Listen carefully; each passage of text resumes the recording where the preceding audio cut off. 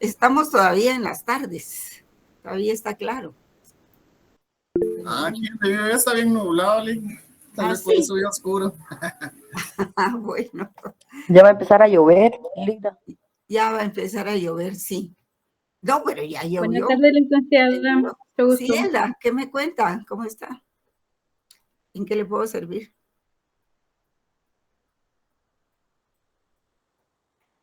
Bueno, no sé si me quería hablar de algo o no. Vamos a ver si sale una presentación que tengo aquí. Hoy vamos a... Ay, no, ¿qué estoy haciendo? No, hoy vamos a... ¿Cómo se llama? A ver les voy a poner una presentacioncita así un poco no tradicional. No tradicional. Vamos a ver. Aquí está. Hoy el curso que vamos a ver es, se llama la Convención de Viena sobre Relaciones Diplomáticas. Vamos a ver si esta es, pero no sé por qué me sale así. Bueno.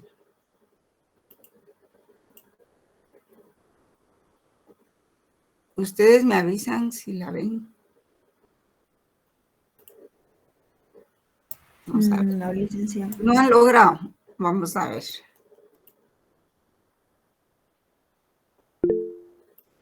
Voy a ver. Ya, licenciada, ya se mira que está transmitiendo. Bueno, ya. ¿Se borró? ¿Se borró? ¿Se quitó? Sí, es que sí estaba, pero no reproducían. Ah, bueno. Sí, no es video, es solo... Ay, si aquí viene la mitad de la clase otra vez. ¿Vieron yo eso que entré un poquito tarde? Bueno, vamos a ver si la logramos ver. Voy a probar de nuevo.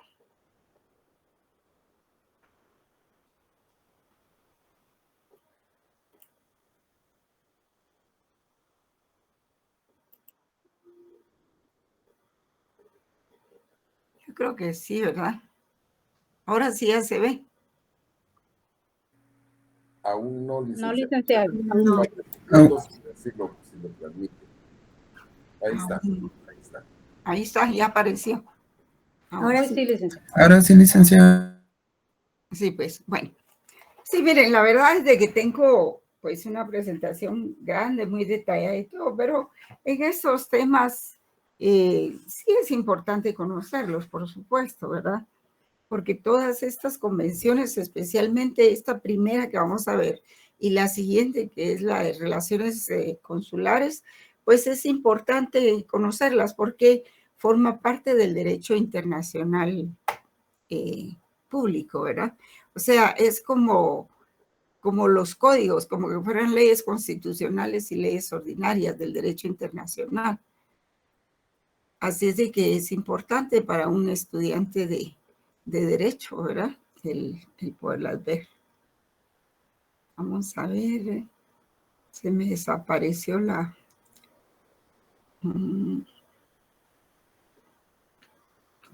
Está. Si es que como ingresan a cada rato, entonces tengo que interrumpirla.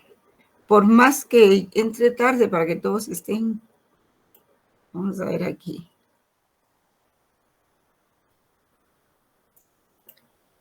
Bueno, este es el otro punto, ¿verdad? La Convención de Viena. Vamos a empezar a ver ya las convenciones sobre relaciones diplomáticas, como ahí lo dice. Donde habla de lo que son las funciones y la conformación de las embajadas y después los consulados, ¿verdad? Ahí, como ustedes pueden ver, la Convención de Viena sobre relaciones diplomáticas fue emitida el 18 de abril de 61, pero entró en vigor en 1964.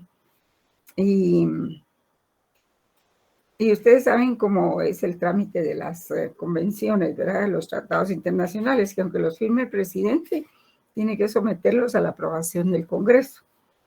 Y en el preámbulo de la Convención, pues proporciona su fundamento en el principio de igualdad de los estados, con base en la Carta de las Naciones Unidas. O sea, todas estas convenciones siempre hacen mención del principio de igualdad que contempla la Carta de las Naciones Unidas, ¿verdad? Entonces, la Convención establece en su articulado todo lo que se refiere al tratamiento de misiones diplomáticas y consulares. Y entonces define lo que es el principio de extraterritorialidad, que es muy importante, jóvenes.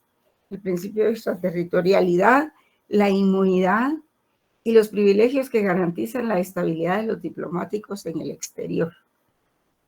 También habla de las funciones de las embajadas. Por ejemplo, en el artículo 1 define lo que es el jefe de la misión y los miembros de la misión. Proporciona los nombres con que se define a todo el personal que compone una misión. Y el artículo 2, pues, que define las relaciones diplomáticas y el mutuo acuerdo entre estados para establecer misiones permanentes, siendo el mutuo acuerdo una de las formas habituales en que se origina la costumbre internacional. Entonces, hay dos principios que se manejan: el principio de igualdad, también el principio de extraterritorialidad y el principio de mutuo acuerdo. Y esos principios después se van a cobrar forma en las siguientes convenciones, especialmente en el derecho de los tratados que vamos a ver. Solo voy a ingresar a estos compañeros. Ahí estamos. Muy bien. Bueno, vamos a ver entonces. Sí.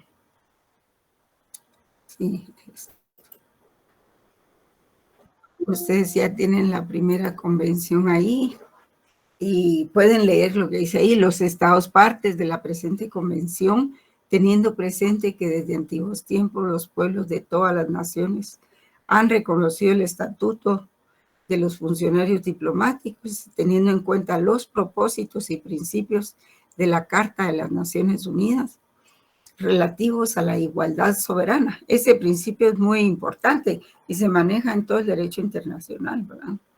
La igualdad soberana de los estados, el mantenimiento de la paz es otro principio también, es parte de la filosofía del derecho internacional público y de la seguridad internacionales, y el fomento de las relaciones de amistad entre las naciones han convenido en lo siguiente. Vamos a ingresar a otros compañeros.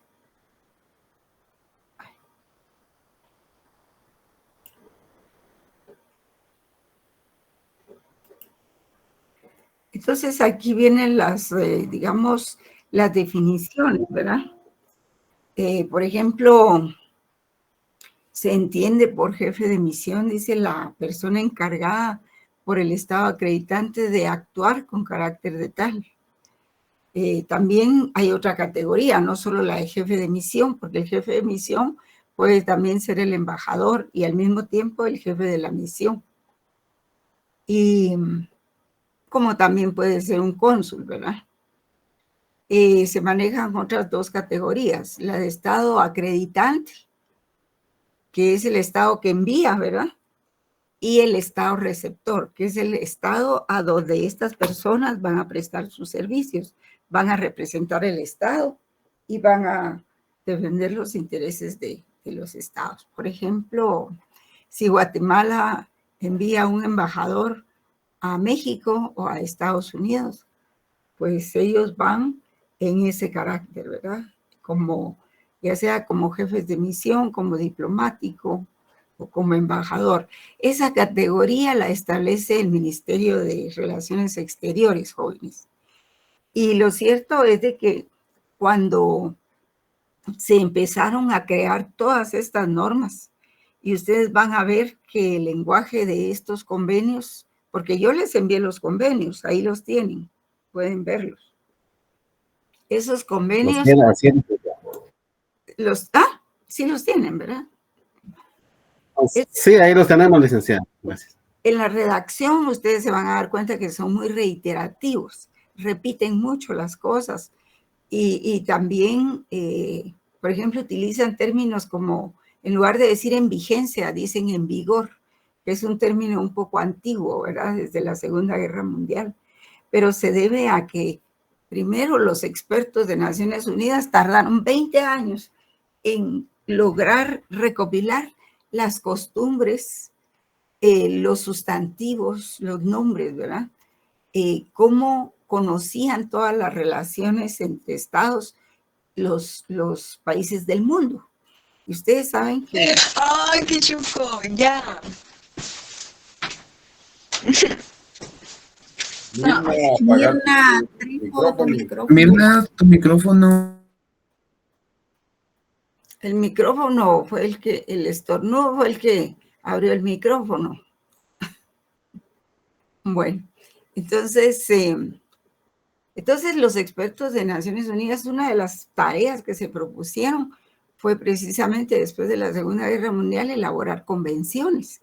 ¿Convenciones para qué? Para evitar la guerra, para poderse interrelacionar políticamente y no romper relaciones entre países. No ir directamente porque todos esos países venían de unas guerras atroces, ¿verdad? Entonces, algunos pensaron que era importante empezar a suavizar lo que eran las relaciones internacionales, pero más bien reforzarlas con códigos de conducta, códigos de intereses entre naciones, y por eso una de las exigencias de estas convenciones en el derecho internacional fue el establecimiento claro de quiénes, de qué autoridades representan en el derecho internacional a cada estado, ¿verdad? Y por eso es que decimos que los órganos centrales, pues, es el jefe de Estado y el ministro. Y esos son los dos personajes que representan al Estado, pero que son aceptados por el derecho internacional y que son los órganos centrales, ¿verdad? De acuerdo con la clasificación. Y por otro lado tenemos también a los órganos descentralizados, que esos son precisamente los embajadores y los cónsules, porque no están dentro del país, sino que están fuera. Y entonces, cuando se hizo toda esa recopilación, pues por supuesto hay muchas repeticiones, reiteraciones, porque además el traducirlos a los diferentes idiomas fue una labor titánica, pues realmente una labor titánica. Y pues yo sé, entre todos los países del mundo, en aquel entonces eran 198 países, me parece. Pero ahora dicen que son 203 o 204 estados. Seguramente se han creado otros más, ¿verdad? Entonces, ¿cómo poner de acuerdo a todos esos estados, todas esas comunidades? Permítame un momentito, Juan.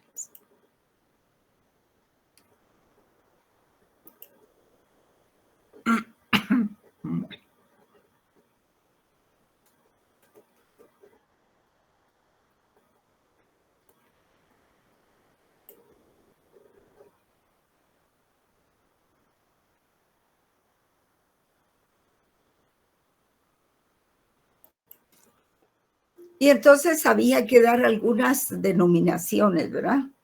Había que dar algunos conceptos, explicar de qué se trataban, una jerarquía administrativa, por decirlo así, dentro de las misiones internacionales, o sea, dentro de las embajadas y dentro de los consulados.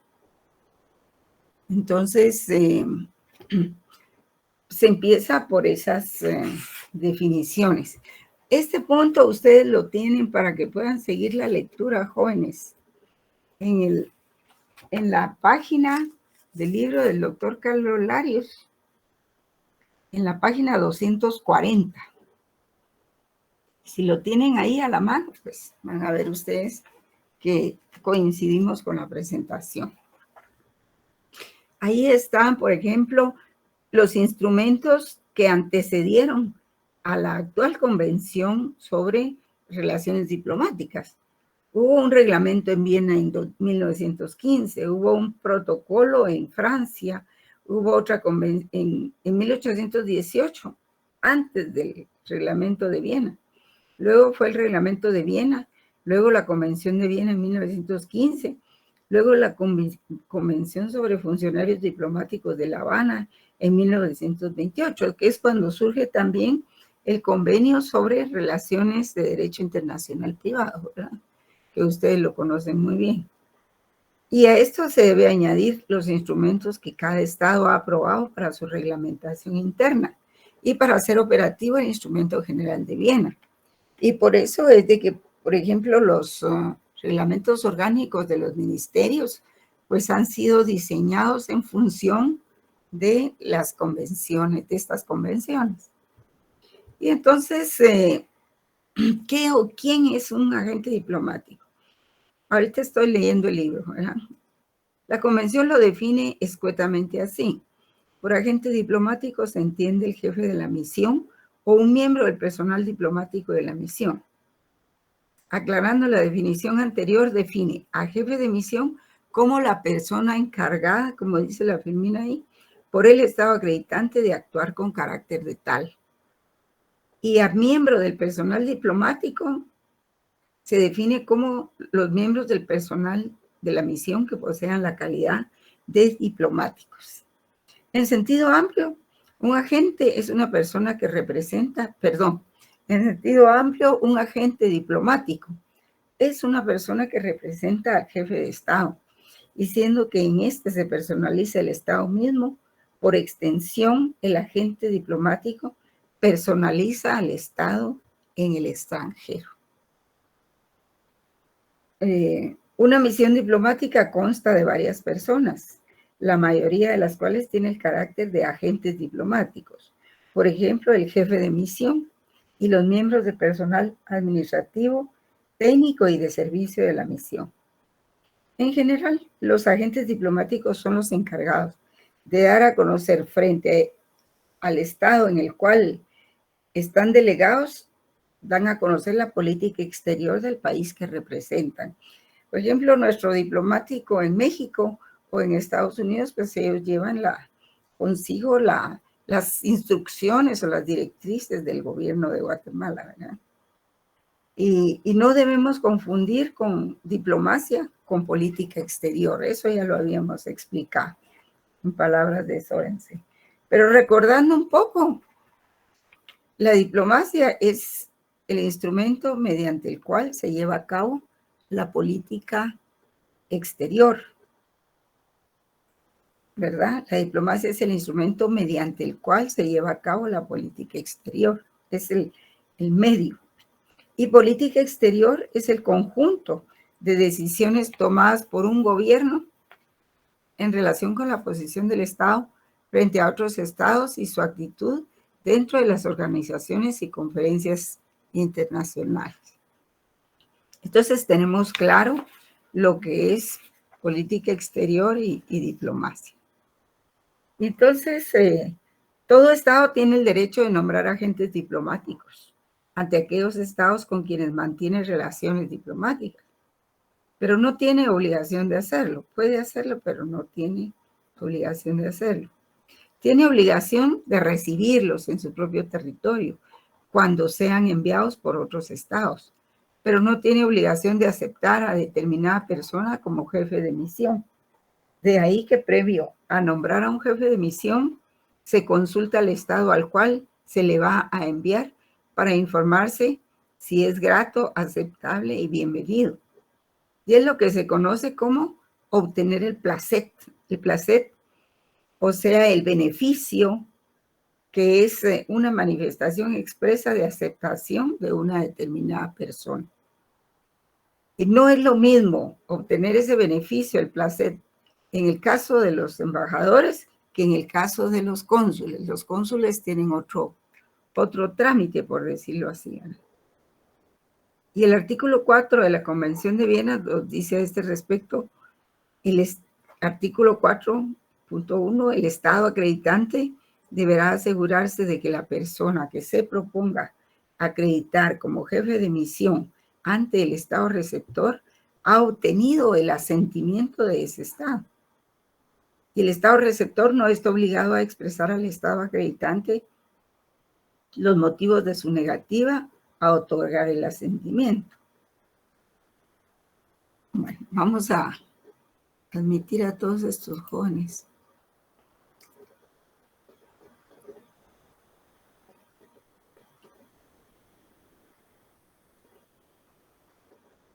Ay, sí, gracias, Lick. Es que, buena tarde, Lick, le saluda Carol. Sí, Es que hoy con tanta lluvia todo se complicó, Lick, con el tráfico.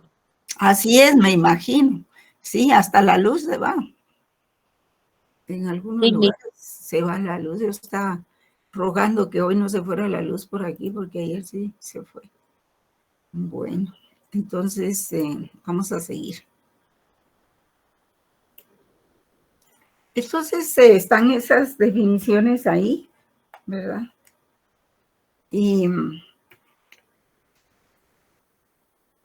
vamos a ver. ¿Por qué estábamos en la aceptación? La verdad es de que si se va a enviar a un embajador o a un cónsul a otro país, el estado que lo envía, o sea, el estado acreditante, le envía su hoja de vida al ministro de Relaciones Exteriores del estado receptor. Y si el ministro de Relaciones Exteriores o el jefe de estado no tienen problemas, lo aceptan, pero lo aceptan previamente a que lo envíe el estado acreditante. Y eso pasa tanto con el embajador como con el consulado, ¿verdad? Y entonces ya se le hace su nombramiento. Pero el beneplácito tiene que venir antes. Igual es con los cónsules, pero en el caso de los cónsules no es eso, es otro documento que se llama exequatur. Pero no quería mencionarlo aquí en este momento para no confundirlos. Entonces, de conformidad con el artículo 14, dice de la Convención de Viena, existen 3 clases de jefes de misión: embajadores, nuncios y todos aquellos de rango equivalente como los legados.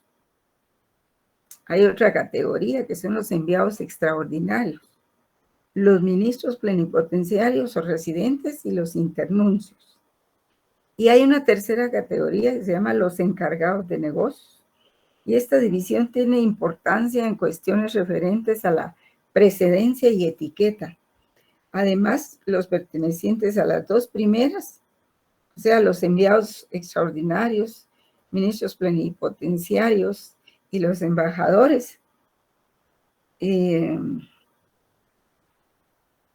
se acreditan ante el jefe de Estado. Mientras que los de la tercera clase, que son los encargados de negocios, solamente se acreditan ante el ministro de Relaciones Exteriores. Vamos a ver qué más dice aquí.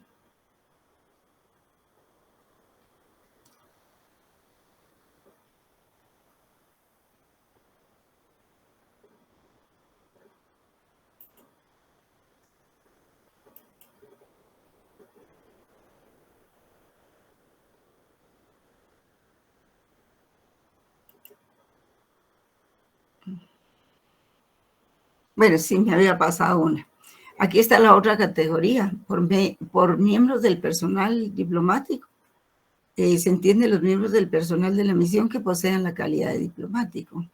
Por agente diplomático es el jefe de la misión o un miembro del personal diplomático de la misión. Por ejemplo, los agregados, ¿verdad? Los agregados culturales, los agregados comerciales, los agregados militares, en fin, ¿verdad? Que van a atender un determinado aspecto de las relaciones internacionales.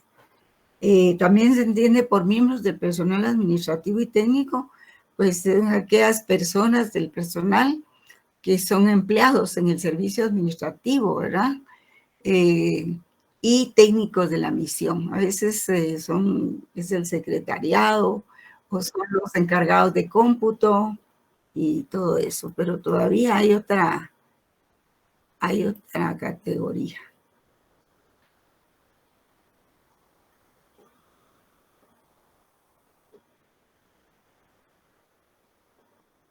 Se me perdió la...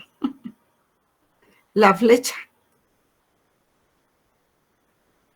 Es porque tengo que hacerlo aquí. Aquí es otra categoría también.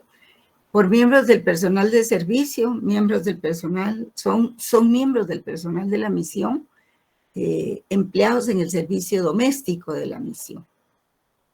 También existe el creado particular, toda persona al servicio doméstico de un miembro de la misión que no sea empleado del Estado acreditante, pues es el creado particular. Y los locales de la misión, que son los edificios o las partes de los edificios, sea cual fuere su propietario. Y son utilizados para las finalidades de la misión, incluyendo la residencia del jefe de la misión, o sea, del embajador, así como el terreno destinado al servicio de esos edificios o de parte de ellos. Vamos a ver.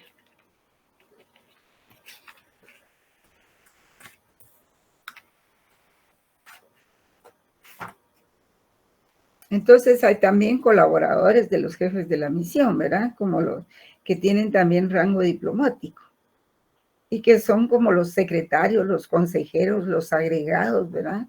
Ya sean estos civiles, militares, culturales, comerciales, de relaciones públicas y su personal administrativo. También se les llama no solo colaboradores, sino agentes diplomáticos también. Asimismo, tiene colaboradores indirectos o de menor categoría y son todos aquellos que se conocen como personal de servicio, que ustedes lo pueden ver ahí. Y tanto los colaboradores administrativos como el personal de servicio puede ser seleccionado y contratado entre los nacionales del Estado ante quien son representantes. Pero en tal caso deben contar con el consentimiento de este. Si, por ejemplo, hay una delegación, la Embajada de España en Guatemala, pues ha contratado secretarias para que trabajen en la embajada, ¿verdad? Y por supuesto, Guatemala ha dado el consentimiento, claro. Cuestión delicada ha sido siempre el número máximo permitido de colaboradores directos e indirectos. Sabido es que algunas misiones diplomáticas mantienen una cantidad exagerada de colaboradores directos e indirectos, si se toma en cuenta la importancia, tamaño, desarrollo e influencia en la comunidad internacional del Estado acreditante y o receptor, ¿verdad? Porque en cualquiera de los dos. Y a este respecto, la Convención establece en el artículo 11 que a falta de acuerdo explícito sobre el número de miembros de la misión, el Estado receptor podrá exigir que ese número esté dentro de los límites de lo que se considere razonable y normal, según las circunstancias y condiciones de ese Estado y las necesidades de la misión. En primer lugar. En segundo, que el Estado receptor podrá también, dentro de esos límites y sin discriminación alguna, negarse a aceptar funcionarios de una determinada categoría. Pues sí, ¿verdad? Entonces, la misión propiamente dicha incluye las credenciales que terminan generalmente con la muerte del jefe de Estado. También incluye el pasaporte diplomático, los plenos poderes o plenipotencia para negociar u ocuparse ordinariamente de los asuntos que interesan o puedan interesar a su gobierno, las instrucciones públicas y secretas, mixtas, generales y especiales, la clave o cifra para comunicarse con confidencialidad y seguridad y los locales para la misión, que constituyen las oficinas de la embajada y la residencia del embajador. Todo en un mismo paquete, ¿verdad? Vamos a ver.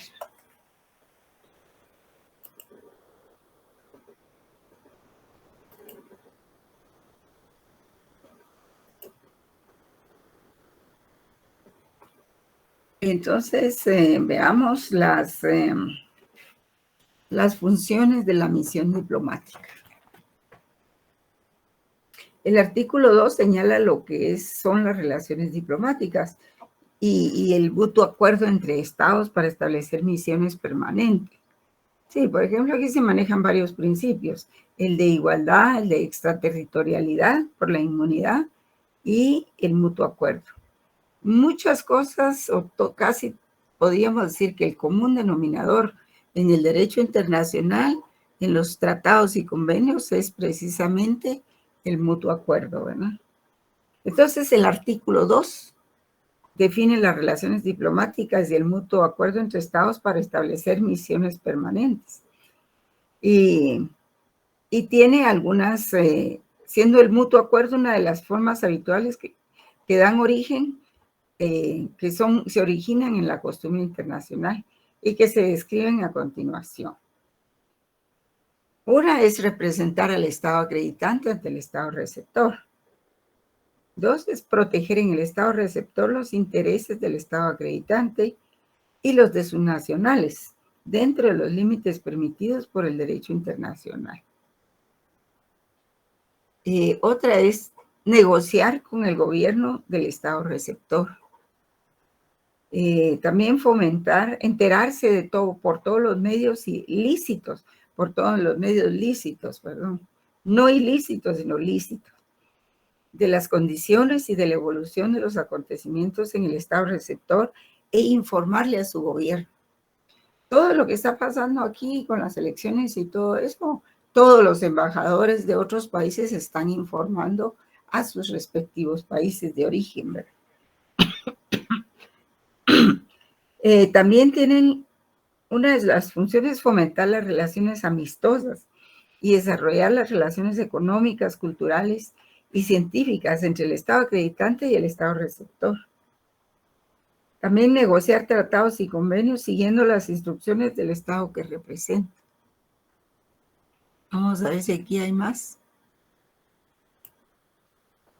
No, esto es la acreditación. Entonces, el mismo artículo 3, en su segundo párrafo, prevé que ninguna disposición de la Convención se interpretará de modo que impida el ejercicio de sus funciones,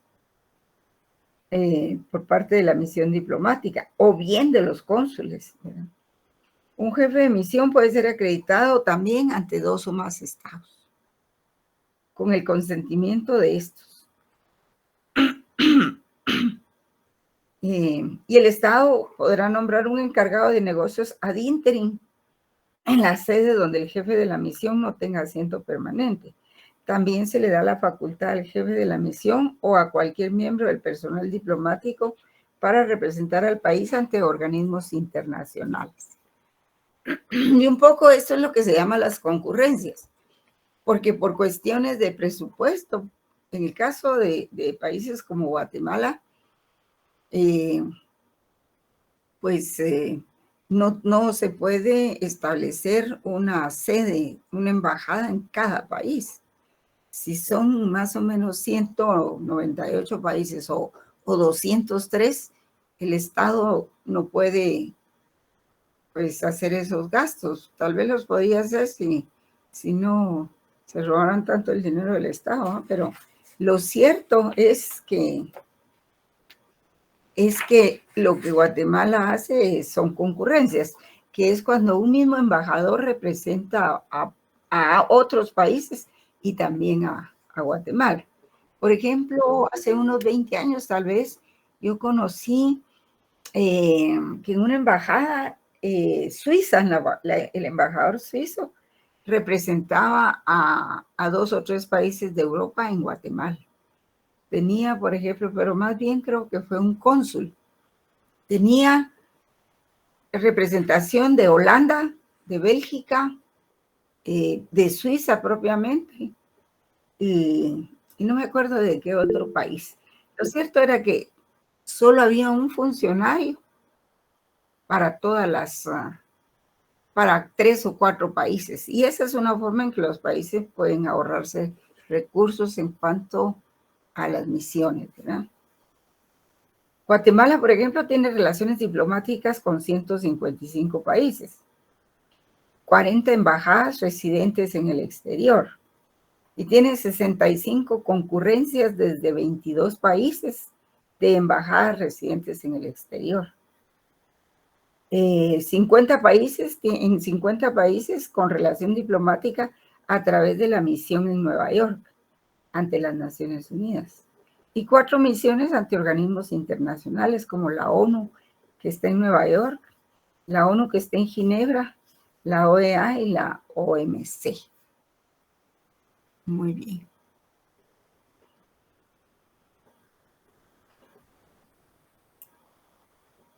Bueno, vamos a ver la acreditación de jefe de misión. El Estado acreditante deberá asegurarse de que la persona que se proponga acreditar como jefe de la misión ante el Estado receptor ha obtenido el asentimiento de ese Estado. Esto quiere decir que con algún tiempo debe enviarse la hoja de vida de la persona que va a desempeñarse como embajador, y si el Estado receptor no le molesta, entonces lo puede nombrar, ¿verdad? Y esto lo hace a través, el Estado receptor lo manifiesta a través del beneplácito. Y entonces el Estado receptor no está obligado, pero si no quieren, solo dicen, no, esta persona no quiero que la envíen, manden a otro. Y no está obligado a decir por qué, ¿no? O los motivos de su negativa a otorgar el asentimiento a esa persona. Lo mismo pasa con los cónsules. O sea que esto es así, lo mismo con los cónsules. Y vamos a ver.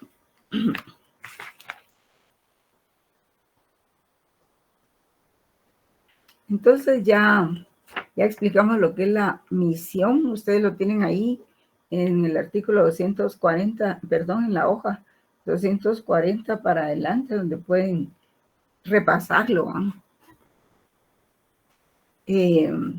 Llegado al Estado debe revisar, llegado al Estado receptor, debe avisar el funcionario al Ministerio de Relaciones Exteriores y presentar las copias de estilo que se le llaman, que solo son fotocopias de su nombramiento, ¿verdad?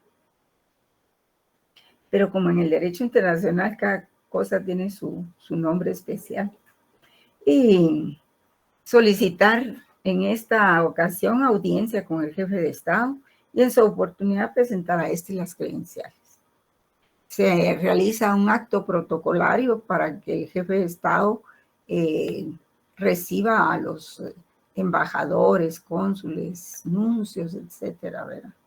Ahora, si es un agregado, un colaborador o un agente diplomático así, que no tenga ese rango, entonces ellos solo se presentan ante los ministros de Estado, ministros de Relaciones Exteriores, perdón. Es costumbre en algunos estados que al presentar las credenciales se pronuncie un pequeño discurso y cuyo texto se acompañe previamente. Y en la mayoría de los estados la presentación de credenciales se acompaña solamente de una charla amena sobre los respectivos intereses de los países o un apretón de manos, ¿verdad? El protocolo de presentación de credenciales es el propio de cada estado. Cada estado sabe cómo organiza esa reunión. Y el artículo 3 pues menciona las funciones del jefe de la misión, que son representar al Estado acreditante, proteger en el Estado receptor los intereses del Estado acreditante y los de sus nacionales dentro de los límites permitidos por el derecho internacional. Negociar con el gobierno receptor, enterarse por todos los medios lícitos de las condiciones y evolución de los acontecimientos en el Estado receptor e informar al gobierno del Estado acreditante. Fomentar las relaciones amistosas y desarrollar las relaciones económicas, culturales y científicas entre el Estado acreditante y el Estado receptor. Además, la negociación de tratados y convenios, siguiendo las instrucciones de sus respectivos estados. Y mantener las relaciones en un clima de respeto mutuo y de cordialidad. Vamos a ver.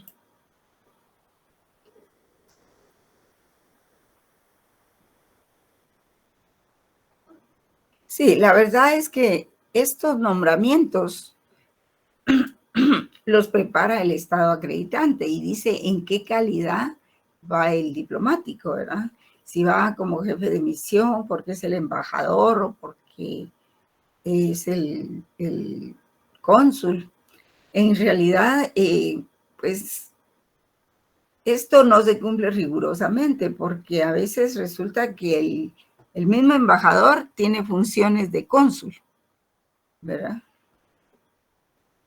O a veces hay un cónsul y un embajador, y eso es diferente. Por ejemplo, en España, no, perdón, en Francia, pues está el embajador, ¿verdad?, de Guatemala, y está el cónsul. Y entonces esa presencia de los jefes de misión dentro de cada clase se establecerá siguiendo el orden de la fecha y la hora en que hayan asumido sus funciones, de conformidad con el artículo 13. Además, tienen a su cargo la negociación de tratados y convenios, siguiendo las instrucciones de sus respectivos estados y mantener las relaciones en un clima de respeto mutuo. Aquí dicen las modificaciones en las cartas credenciales de un jefe de misión que no entrañen cambio de clase no alterarán el orden de precedencia. Pues los locales de la misión, esto es muy importante. El estado receptor tiene que velar por proporcionarle locales a la misión, ¿verdad? Locales, ubicación y todo, y hasta la renta, ¿verdad? Entonces, salvo la Embajada de Estados Unidos, porque esa es algo especial, ¿verdad? Entonces, los locales de la misión son inviolables. Los agentes del estado receptor no pueden penetrar en ellos sin consentimiento del jefe de la misión, porque es un territorio extranjero, por eso no se puede. Tiene que respetarse, porque si no se respeta, por ejemplo, en Guatemala, tampoco se va a respetar en el otro estado, ¿verdad? Por eso es que el principio de reciprocidad o comitas, como se le dice en derecho internacional privado, es basado en la cortesía y en la reciprocidad. Entonces, el estado receptor tiene la obligación especial de adoptar todas las medidas adecuadas para proteger los locales de la misión contra toda intrusión o daño y evitar que se turbe la misión y la tranquilidad o se atente contra la dignidad del embajador. Los locales de la misión, su mobiliario y demás bienes situados en ellos, así como los medios de transporte de la misión, así como los archivos, los documentos, los carros, todo, no podrán ser objeto de ningún registro ni requisa, ni de ningún embargo o medida de ejecución. Y en la misma situación también se da la valija diplomática, que la valija diplomática pues puede ser una valija, no necesariamente siempre es una, pueden ser hasta 15 maletines, ¿verdad? O maletas, todo depende. Vamos a ver, el estado de acreditante no podrá, sin el consentimiento previo expreso del estado receptor, establecer oficinas que formen parte de la misión en localidades distintas a aquellas en que radique la propia misión. Sí, lo que pasa es que siempre entran en un acuerdo, ¿verdad? Siempre se platica. El estado receptor debe facilitar la adquisición en su territorio, de conformidad con sus propias leyes, por el estado acreditante, de los locales necesarios para la misión o ayudar a éste a obtener alojamiento. Y cuando sea necesario, ayudará también a las misiones a obtener alojamiento adecuado para sus miembros. Y los locales de la misión pues son inviolables. Ya lo dijimos. En cuanto a los impuestos inmobiliarios y otras contribuciones sobre inmuebles, la convención establece en el artículo 23 que el estado acreditante y el jefe de la misión están exentos de todos los impuestos y gravámenes nacionales. Y a eso se refieren los privilegios, jóvenes. Una cosa es la inmunidad y otra cosa son los privilegios. Y el jefe de la misión, bueno, que están exentos de todos los impuestos y gravámenes nacionales, regionales o municipales sobre locales de la misión, de que sean propietarios o inquilinos particulares prestados. Y la exención fiscal a la que se refiere este artículo no se aplica a los impuestos y gravámenes que, conforme a las disposiciones legales del estado receptor, estén a cargo del particular que contrate con el estado acreditante o con el jefe de la misión. En cuanto a los archivos y documentos que obren en la misión, la convención establece en su artículo 24, ustedes tienen ahí la convención, jóvenes, que los archivos y documentos de la misión son siempre inviolables, donde quiera que se hayan. y también la residencia particular de los agentes diplomáticos. Goza de la misma inviolabilidad y protección de los locales de la misión. Sus documentos, su correspondencia, sus bienes gozan igualmente de inviolabilidad. Los deberes y obligaciones de los agentes diplomáticos, pues, son la fidelidad a su gobierno y lealtad al gobierno extranjero. Conducirse con cordura, respetar la ley del país ante el cual están acreditados, asociarse a las fiestas nacionales del país ante el cual están acreditados, comunicarse exclusivamente con el Ministerio de Relaciones Exteriores o a través de él con los ministerios y órganos de Estado. No inmiscuirse en los asuntos internos del Estado receptor. No utilizar los locales de la misión de manera incompatible con las funciones de la misión, por ejemplo, el espionaje, ¿verdad? No ejercer profesión o comercio en provecho propio. Por ejemplo, no pueden hacer contrato en el país receptor. Y el país receptor, pues lo que tiene que hacer es garantizar la libre comunicación de los embajadores, facilitar el movimiento de la valija diplomática, garantizar la libertad de movimiento sin perjuicio de su propia seguridad, garantizar la seguridad personal de los miembros de la misión, instruir a sus funcionarios para que se respeten los privilegios e inmunidades de los agentes diplomáticos y sus familiares, eximir a los agentes de toda prestación personal, de todo servicio público y cargas militares, tales como requisiciones, contribuciones y alojamientos militares.